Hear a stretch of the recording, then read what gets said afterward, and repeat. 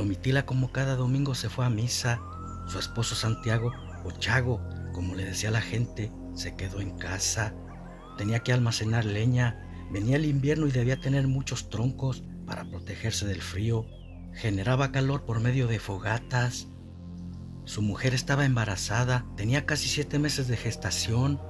Vivían como a 1 kilómetro del pueblo y se iba caminando. Tomaba su tiempo para no ir a prisa, por eso nunca llegaba tarde a la misa de 8. Sin embargo, ese día su vida daría un giro de 90 grados.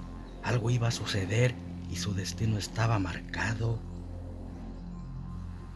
En el pueblo de San Jacinto, la gente era exageradamente supersticiosa. Si veían hacer sus necesidades un perro, se persignaban al momento.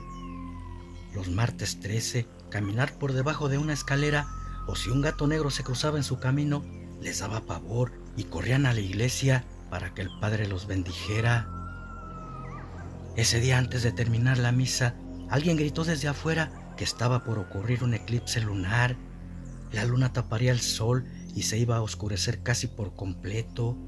Pero ese no era su miedo. El terror era lo que en la superstición causaba un eclipse. Si ésta estaba embarazada y no andaba protegida con calzón rojo o un alfiler grande pegado en las pantaletas, significaba para ellos que el bebé nacería malo o deforme. Domitila ni nadie sabía del eclipse, por eso no se habían protegido. Algunas mujeres estaban embarazadas también, pero vivían en el mismo poblado. Alcanzarían a llegar a protegerse y Domitila no. Salió de la iglesia corriendo a como sus pies podían. No obstante, por sus enaguas y guaraches no podía correr rápido. Además, el embarazo también se lo impedía. Podría caerse y dañar a su criatura. Iría como a medio camino cuando el cielo se oscureció al llevarse a cabo el eclipse.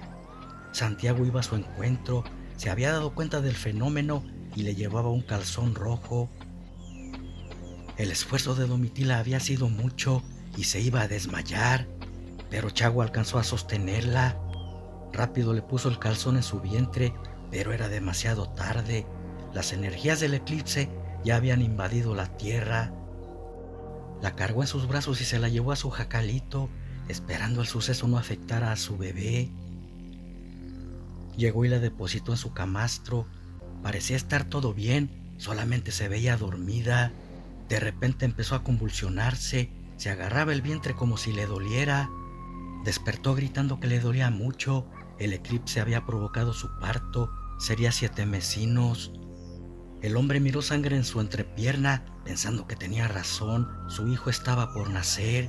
Pensó en ir corriendo por una partera, pero vivía lejos. Si dejaba a su mujer sola, moriría junto con la criatura.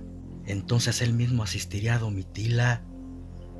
Calentó agua en el fogón y preparó sábanas limpias. Acomodó a su esposa de manera que se presionara el vientre para que expulsara al bebé más rápido. No era nada fácil recibir a su propio hijo. Los nervios lo traicionaban de solo pensar que podría morir al extraerlo. Hasta que entre alaridos escalofriantes de Domitila nació un varoncito. Pero no era como todos los bebés, este estaba peludo. Tenía garras por brazos y pies y el hocico parecido al de un perro. Su apariencia lobuna le causó miedo. La superstición iba más allá y estuvo a punto de arrojarlo al piso, pero al fin de cuentas era su hijo y se contuvo. Domitila, cuando vio a la criatura, volvió a perder el conocimiento. No pudo soportar ver lo que había parido. Aquel eclipse lunar no lo afectó con labios leporinos ni con otras anomalías, pero sí se formó un ser abominable. ¿Cómo? No se lo explicaban. La naturaleza en ocasiones es inescrutable, haciendo cosas inexplicables. Chago cuidó de su hijo mientras despertaba a su esposa. Apenas tenía un par de horas de haber nacido y ya le estaba notando cambios. Era más grande, sus colmillos y garras también le habían crecido. Empezó a llorar, pero no como un niño normal. Su llorar era entremezclado, revuelto como de un animal entre gruñidos y bebé. El llanto despertó a su madre, tenía hambre. Entonces se lo dio a Domitila para que lo alimentara. Luego salió un momento. Necesitaba aire fresco para asimilar lo que estaba sucediendo.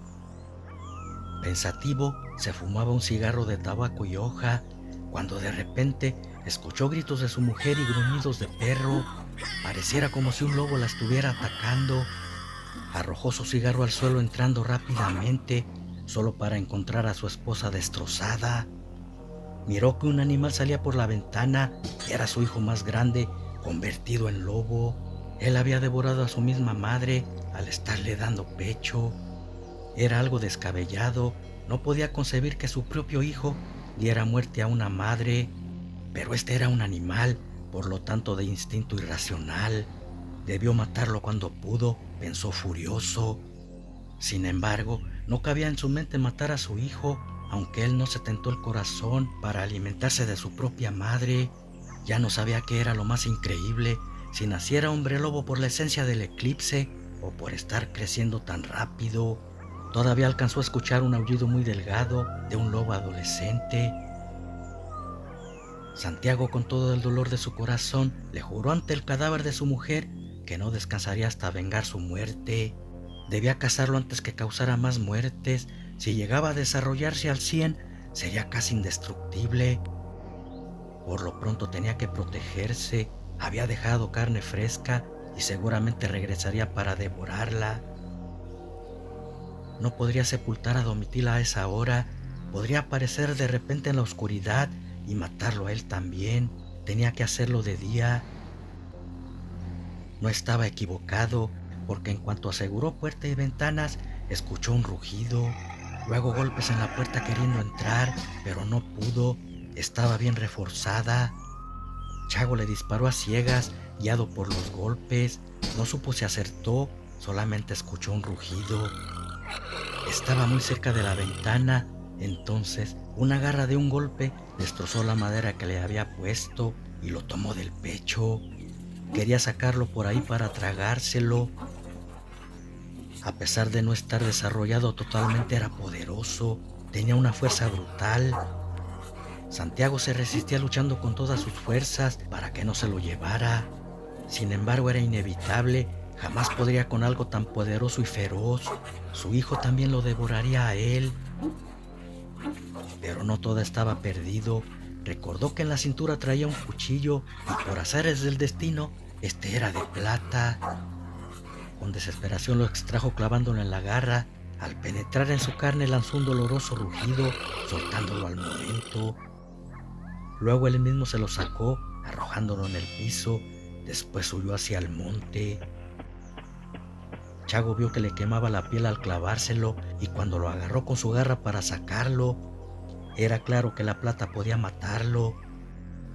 Ya no regresó, la herida tardaría para sanarle y eso lo detendría al menos por el resto de la noche. En la mañana muy temprano cavó un hoyo y enterró a Domitila. Ahora sabía que podía cumplirle su promesa de acabar con su propio hijo. El engendro era vulnerable a la plata. Además sabía poner trampas, lo hacía regularmente para cazar osos, lobos o venados. Sabía por dónde empezar.